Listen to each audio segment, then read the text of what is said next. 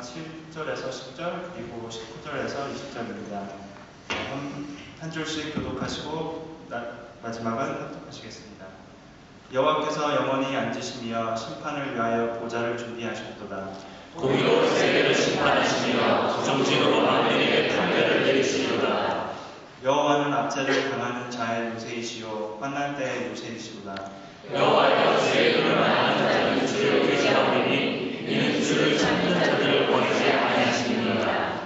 여호와여 일어나사 인생으로 승리를 얻지 못하게 하시며 이방 나라들이 주 앞에서 심판을 받게 하소서. 여호와여 그를 두렵게 하시며 이방 나라들이 자기는 인생을 보일 줄 알게 하소서.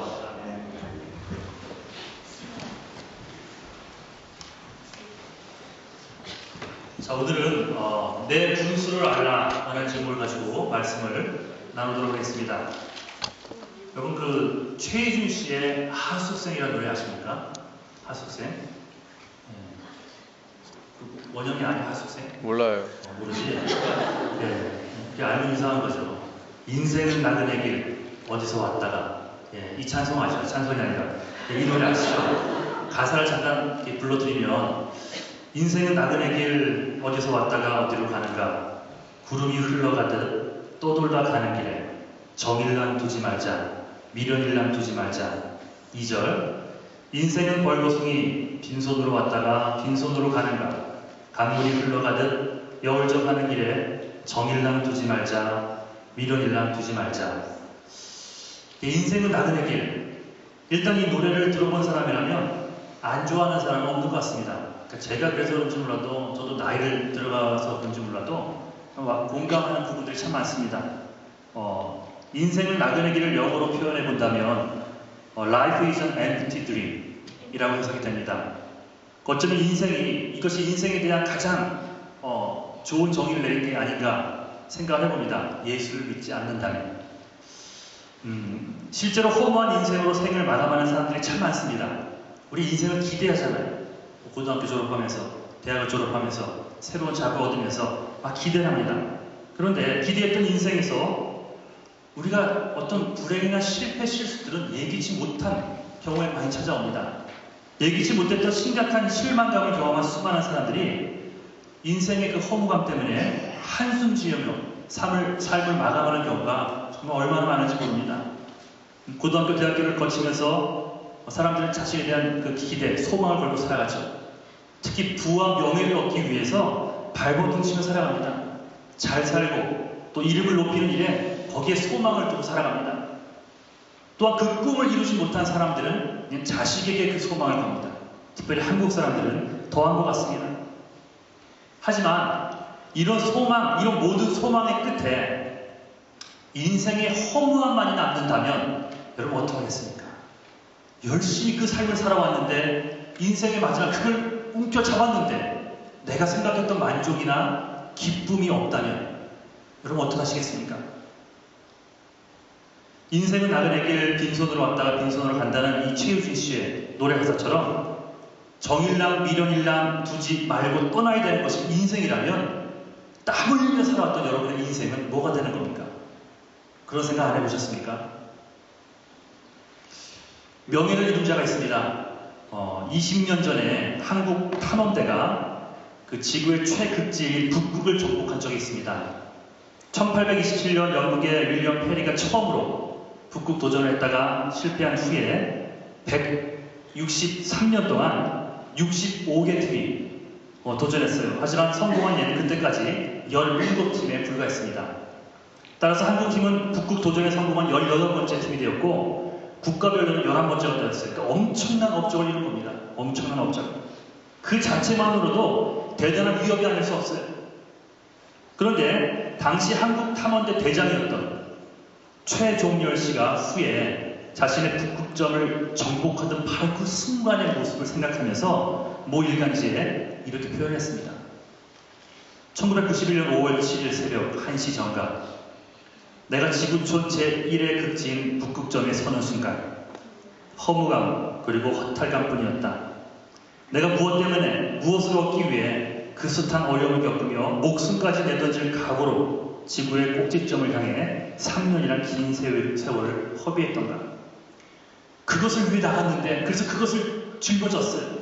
11번째로 북극점을 정복한 나라의 주인공이 됐지만 그 순간 기쁨이나 만족이나 마음의 평안함이 없었다는 거예요. 뭐 기쁠 것 같잖아요. 그러니까 우와 하면서 막 들떠가지고 뭐 뛰면서 뭐 노래라도 부르고 싶은 심정일 텐데, 하지만 그분이 고백하기를 거기 아무것도 없었다는 거예요. 뭐 때문에 내가 살아왔는지. 인간의 한계를 뛰어넘는 북극을 단지 걸어서 정복하기 위해 3년 동안 밤낮으로 얼마나 많은 피눈물을 흘리며 훈련을 받았겠습니까? 그 반복의 경험은 돈을 줄고도 살 수 없는 값진 재산이요, 또 앞으로 살아가는 동안 이 당사자의 인생에 긍정적인 영향을 미칠 것임은 분명합니다.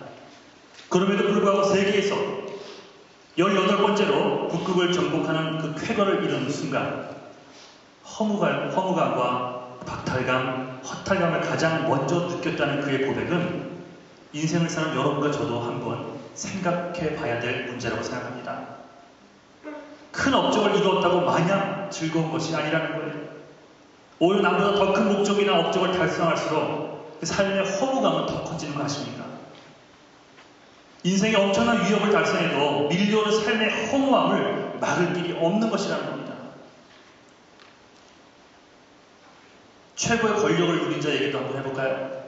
우리나라에서 최고의 권력은 누가 줬을 수많은 사람들이 있겠지만 그 중에 박정희 대통령이 아닌가 생각해봅니다. 박정희 대통령의 장례는 국장으로 치렀습니다. 제가 그때 초등학교 6학년 때였나? 뭐 전후 사정은 전 아무것도 모르니까 그냥 친구들이 옆에서 분노해서 저도 함께 분노했어요. 예, 옆에 있는 친구들이 소위 축구 잘하고 운동 잘하는 친구들이 이렇게 분노에 눈물을 흘리더라고요.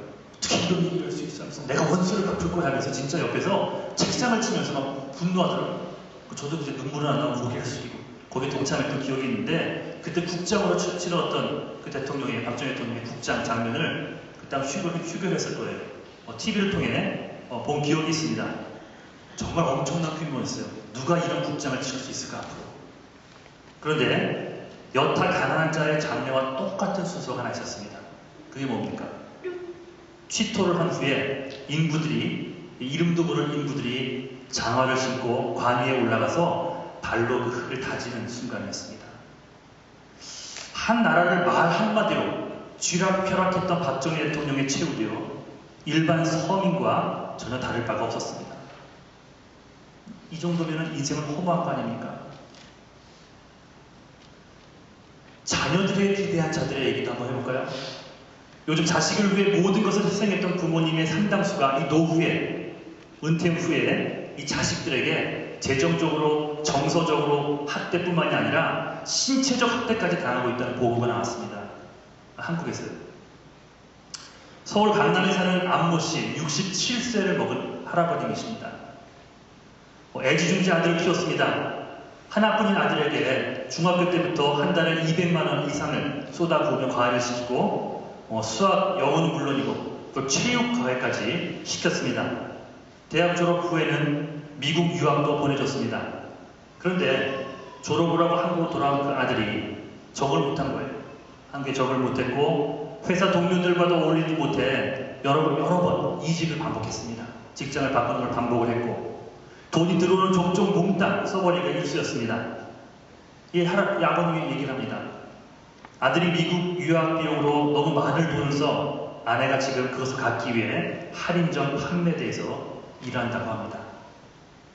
그러면서 이제는 도와줄 여력도 없거니와 도와주고 싶은 마음도 이제는 없습니다. 그렇게 한숨을 쉬며 얘기합니다. 또 한 할아버지 계십니다. 베트남 호찌민시에 사는 이 김씨 할아버지, 이분은 74세 할아버님이십니다.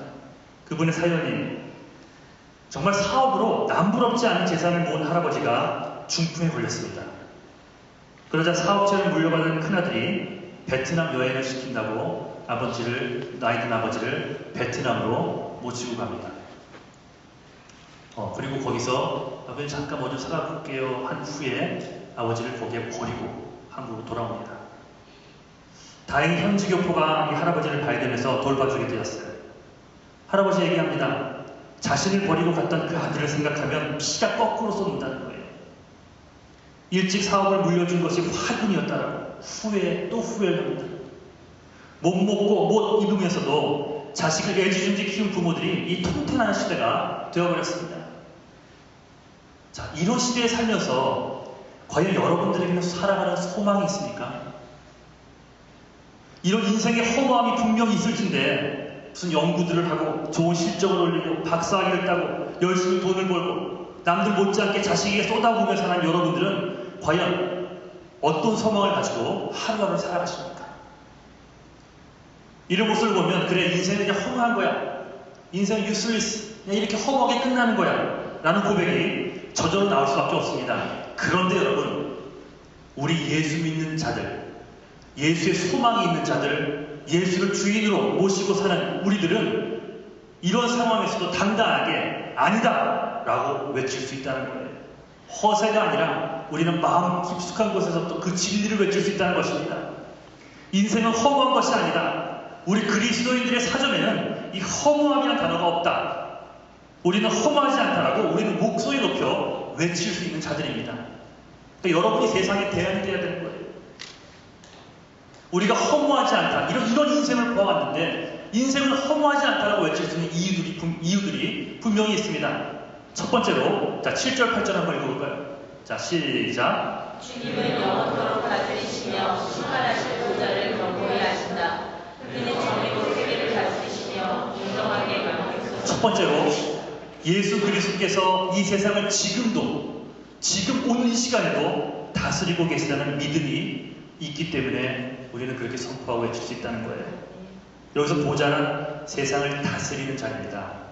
인간이 죄를 지어서 전쟁, 기근, 횡포, 폭력, 살인 이런 것들이 들어온 거예요. 그래서 하나님은 우리를 놔둬줘도 됐습니다.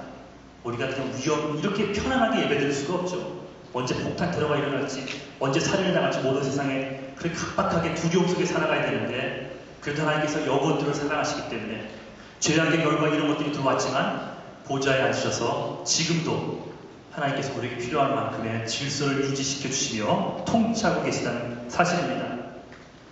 그것을 허락하시는 분이 바로 우리 예수님이라는 사실이에요. 예수님이 십자가에 못 박혀 달려 돌아가실 때 우리의 온갖 죄악이 함께 그 십자가에 못 박혔다는 사실을 우리는 압니다. 여러분의 거짓과 미움과 방종과 교만, 살인, 무지의 죄까지 모두 지시고 십자가에 못 박히신 것. 여러분, 근데 그 가운데 인생의 허무함도 달려있는 거 아십니까? 인생의 허무함도 십자가에 달려있어요. 예수님은 소망 없는 인간에게 살아갈 이유, 희망을 주신 분이십니다. 죄와 사망의 권세로 인해 소망이라고 찾아볼 수 없는 그냥 얄팍한 그런 쾌락이나 즐거움만 누릴 줄 알았지 영원한 소망이나 흔들림 없는 기쁨을 누리지 못하는 인간들, 그 인간들에게 이 세상이 줄 수 없는 흔들리지 않는 소망을 던져주신 분이 바로 예수님이십니다. 죄와 사망의 권세를 이기신 예수 그리스도께서 우리에게 생명을 주신 그 예수 그리스도께서 지금도입니다. 어저께 1년 전에 10년 전이 아니라 오늘 이 자리에 오늘 지금도 세상을 다스리고 계신다는 사실입니다.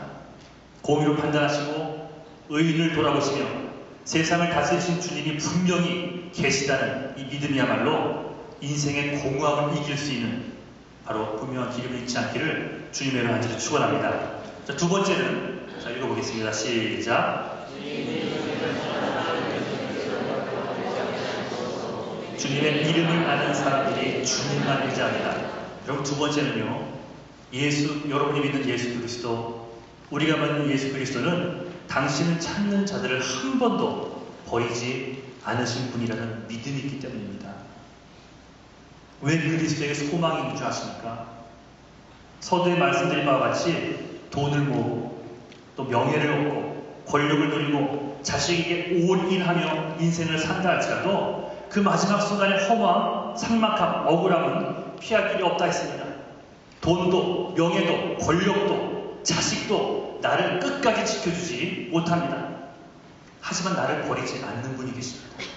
나를 버리지 않는 분이 계세요. 그분의 이름을 부를 때마다 한 번도 우리를 실망시키지 않으시고 눈치 보게 하지 않으시고 우리를 버리지 않고 우리와 함께하는 분이 계시기에 우리는 세상에 허무한 세상 속에서도 난 아니다 라고 외치며 살아갈 수 있는 것입니다. 그래서 제가 Gmail 스테이터스에서는 요즘 받은 글이 AW 토저의 글인데 내 속에 예수님만 모시게 하시고 주님이 주신 선물은 문 밖에 두게 하셔서. 참 공감이 되는 말씀입니다. 예수님이 주시는 그 축복들을 누리지 말라는 얘기가 아닙니다. 물질도 명예도 누릴 수 있어야 합니다. 하지만 문 밖에 놨으니 악한 것들이 가져갈 수 있을까요? 내 계획이 좌절될 수 있고 물질 하루아침에 없어질 수도 있고 건강도 누가 합니까? 어떤 사람 어떻게 당할지. 하지만 내 안에 있는 예수님, 내 안에 계신 분은 생명을 주신 하나님의 아들 예수 그리스도에게 악한 것들은 그것을 뺏어갈 수는 없습니다. 그러니 우리 예수 믿는 사람들은 주신 선물이 없어져도 저주하지 않고 원망하지 않고 예수 그리스도와 함께 기쁨, 평안을 누릴 수 있는 것입니다. 예수 믿는 사람들이 그래서 실패한 인생은 없습니다. 예수 뜻이 있어 우리를 옮기시는 것이고 뜻이 있었을 때는 실패도 허락하시는 것이고. 그렇습니다. 여러분, 세상을 만드시고 그 세상을 당신의 독생자의 생명을 주시면서까지 사랑하시는 분, 아직 친히 아들의 모습을 입고 오셔서 몸소 고통당하시고 물과 피를 다 쏟으시고 그 십자가 죽음을 택하신 분, 바로 예수 그리스도께서, 바로 하나님께서 함께 계시기에 우리에게는 소망이 있는 것입니다. 세상 끝날까지 나를 버리지 않는 분이 계시기에, 또 세상이 끝난 후에도 우리를 변호해 주실 분이 계시기에 우리 인생에는 소망, 참 기쁨만 넘치는 것임을 잊지 않기를 주님의 간절히 축원합니다. 자, 시편 146편 한번 읽어볼까요? 자, 시작. 너희는 힘 있는 고관을 의지하지 말고 구원할 능력이 없는 사람을 의지하지 말아라. 사람은 수하고 끊어지는 흙으로 돌아가니 그가 세운 모든 계획이 바로 그날을 다 사라지고 만다. 야곱의 하나님을 자기의 도움으로 삼고 자기의 하나님이신 주님께 희망을 거는 사람은 복이 있다. 주님을 알고 주님 안에만 희망을 걸어보면 여러분 그 자체가 이미 복이라고 말합니다. 지금 누구한테 얘기하는 거예요? 이스라엘 백성들에게 얘기하는 거예요. 누구에게 얘기하는 거예요? 예수를 믿는다고 하는 여러분과 저에게 하는 말씀이십니다. 여러분, 피자 중에서 제일 맛있는 피자가 뭡니까? 시카고 피자입니까? 도미노 피자 먹어봤습니까? 별로입니까? 도미노 피자와 미국 프로야구 디트로이트 타이거즈의 구단주였던 토마스 모네게라는 사람 아십니까? 모네게라는 사람 이야기인데, 이 사람이요, 젊은 사업가로서 회사를 키워 당대 최고의 부한 사람이 되고자, 부자가 되고자 하는 그 야망을 갖고 열심히 사업을 확장해 나갑니다. 결국 그는 그 꿈대로 큰 부자가 됩니다. 정말 남 부러울 것이 없는 사람이 됐어요. 그런데 어느 날 중년에 접어든 그가 갑자기 인생의 허무함을 느낍니다. 젊을 때는 그 사업 분립을 막 해왔는데 뭔가 이룬 그때 어느 시점에 자기도 그 이유를 모르겠대. 인생의 허무함이 들어와 버린 거예요. 이렇게 돈이 많은 갑부가 됐는데도 불구하고 그리고 선한 장학사단 같은 거 세워서 여러 가지 좋은 일도 많이 함에도 불구하고 마음속에 허무함이 싹 들어오니까 무기력해 해서 아무것도 할 수 없는 그런 상황에 이른 적이 있었습니다. 물론 교회를 다닌 사람이었어요. 열심히 주일을 참석하고 헌금도 많이 드리고. 하지만 지금까지 자기의 인생이 헛된 것은 아니었을까라는 생각을 하게 되면서 진지하게 인생을 고민하기 시작했다고 합니다. 그러는 중에 독실한 친구 한 명이 전해준 책이 그의 인생을 바꾸게 됩니다. 그 책은 C.S. 루이스의 책이었어요. 그래서 여러분, 믿음이 있는 남편을 갖는 건 너무 중요합니다. 믿음이 있는, 물론 착하고 믿음이 있어도 좋겠지만 약간 못되더라도 일단 믿음이 있는 자가 좋습니다. 아내도 마찬가지고요. 그리고 옆에 믿음의 친구들을 많이 두십시오. 정말 지지고 볶고 싸우고 때로 오해를 하고 풀고 이러더라도 믿음의 친구들과 함께하는 건 너무나 중요합니다. 하나님도 사람을 통해 역사하기 때문에. 이분이 그 친구의 그 책을 읽고 감동을 받았습니다. 감동을 받은 인본에게는 그 당시에 뭘 진행 중이었는가 하니 화려한 개인 주택을 짓고 있었어요. 27에이커면 어느 정도 아십니까 여러분? 웬만한 큰 교회, 대형 교회의 부지가요 2에이커를 넘지 않습니다. 이 부지도요 2에이커가 채 되지 않은 것 같아요. 근데 27에이커 거기에 그 골프장이 아마 한 2개 들어가지 않을까요? 풀코스로. 그 정도로 넓은 곳에 자기가 평생 누리고 살 저택을 짓고 있는 중이었거든요. 이걸 깨달은 이분이 개인주택 공사를 중단합니다. 그리고 자신의 집을 짓는 그 공사를 중단하고는 설계를 변경해서 구제사업장학재단을 만들어 그 건물을 짓고 그것으로 그리고 자기가 살던 집도요, 큰 저택을, 기존에 살고 있던 저택도 팔아서 작은 곳으로 이사를 갔다고 합니다. 그 후에 시카고 투기문주에서 그가 이런 인터뷰를 했습니다. 나는 살던 집보다 더 작은 집으로 옮겼습니다. 또 우리 회사는 앞으로 전과 같은 방법을 쓰지 않을 것이기 때문에 이익이 조금씩 줄어들지도 모르겠습니다. 그러니까 사업 기업주들이 다 교묘하게 그 불법을 저지르는 그런 모든 것들을 다 버렸어요. 그러니까 순수익이 눈에 띄게 떨어지기 시작했습니다. 그래도 그분이 말하기를 But I don't care. 나는 지금까지 전혀 느껴보지 못한 행복을 지금 느낍니다. 나는 여지껏 소유가 행복인 줄 알았습니다. 어찌면 뭔가 획득하면 그것이 행복인 줄 알았습니다.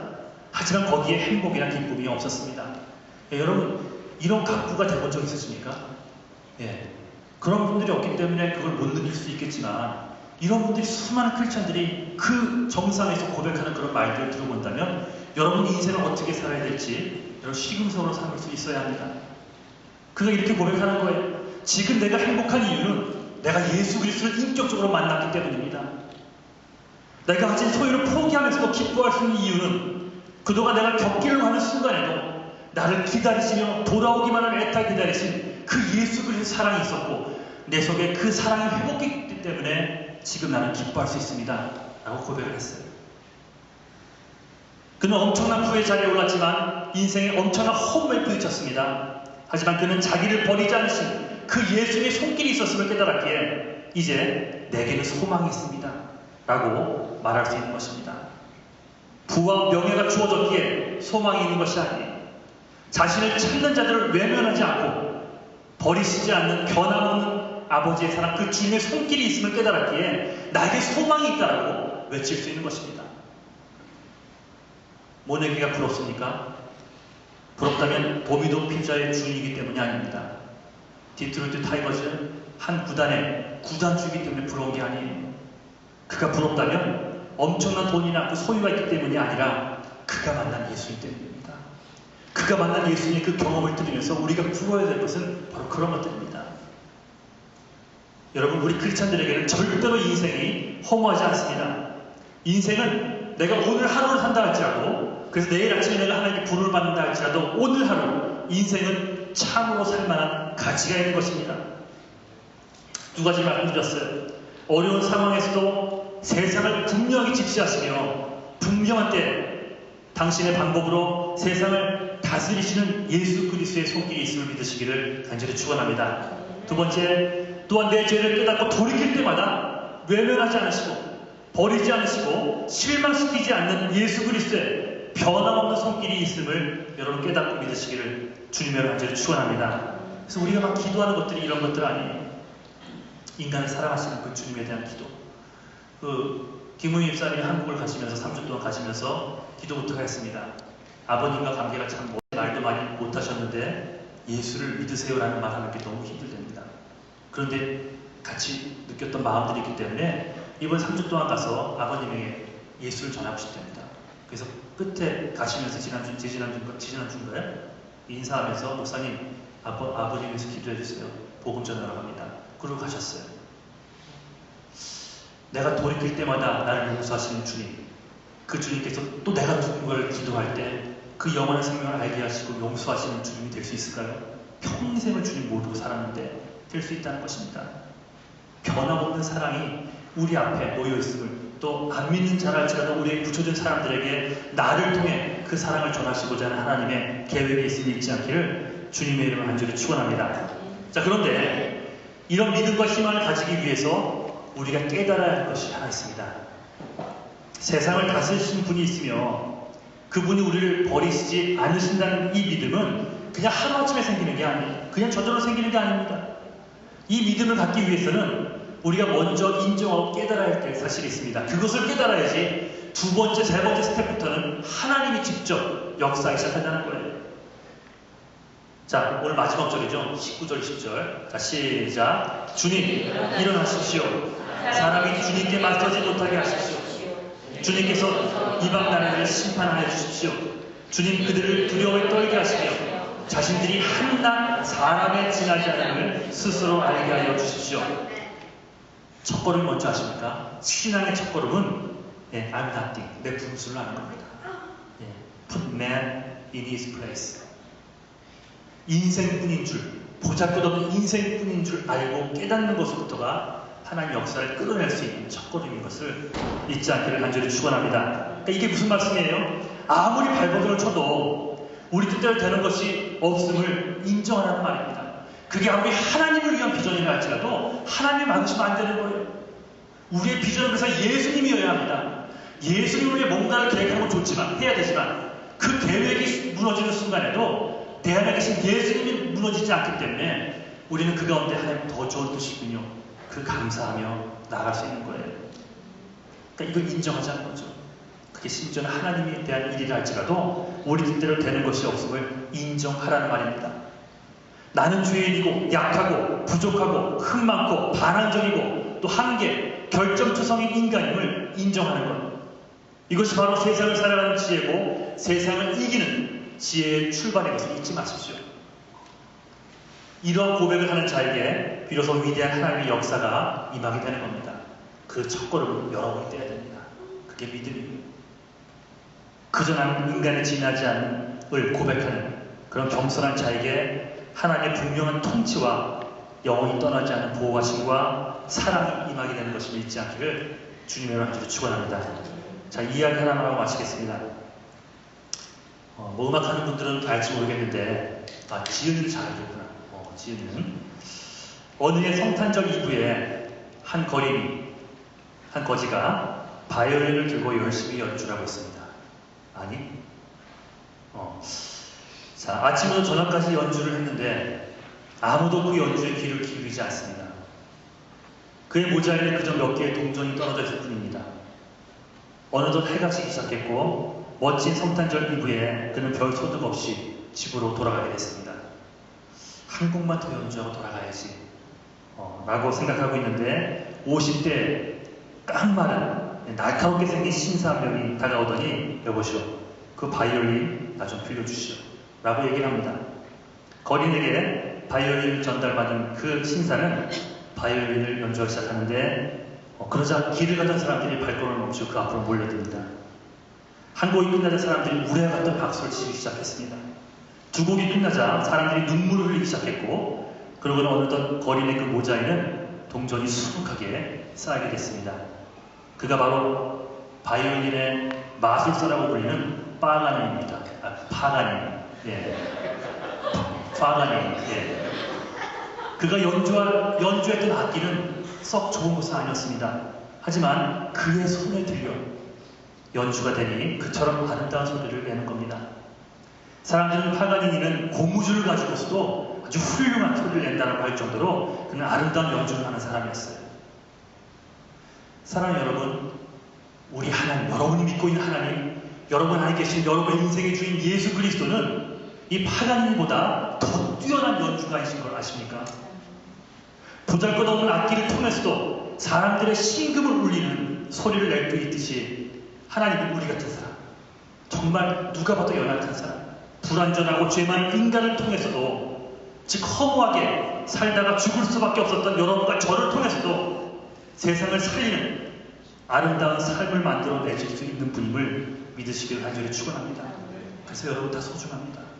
여러분 다 소중하고요, 다 아름답고요, 다 하루하루 살아갈 가치가 있는 자들입니다. 이것이 저의 믿음이고 이것이 여러분의 믿음이어야 합니다. 이제 이르기에 인간인 뿐임을 순간순간마다 기억하고 사십시오. 뭔가를 이루는, 업적을 이루고 뭔가 잘 돼서 가는 순간에 더 인정하십시오. 난 아무것도 아닙니다. I'm nothing. 고백하십시오. 허무한 인생 속에서도 우리가 희망을 가지고 기쁘게 능력 있게 살아갈 수 있는 길이 바로 내 분수를 아는 데서부터 출발하는 겁니다.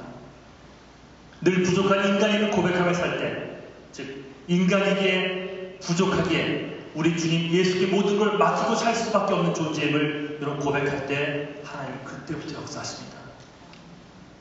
이렇게 겸손하게 우리의 삶을 주님께 내어드릴 때 우리를 거절하지 않으시고, 우리 읽었죠 성경 말씀, 우리를 거절하지 않고 우리를 늘 받아주시는 하나님께서 우리를 떠나시지도 않고 우리를 실망시키지도 않고 우리를 통해 영광 받으신다는 그런 믿음을 갖고 살아가는 여러분 모두가 되시기를.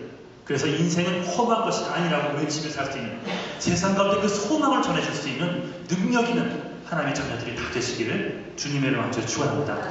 자리에서 일어나시겠습니다.